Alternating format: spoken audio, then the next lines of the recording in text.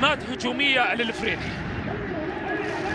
لديه حتى الآن صانع 5 أهداف، وكرة هنا صناعة عرضية.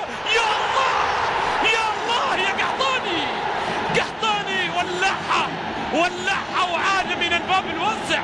كما ذكرت لكم هي استراحة محارب، والذهب لا يصدع يا قحطاني، الذهب لا يصدع يا قحطاني.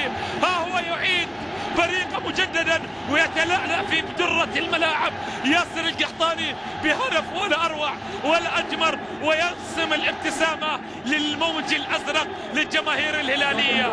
100% القحطاني عاد كما كان ويتألق كما كان، والتحية للجماهير الكبيرة.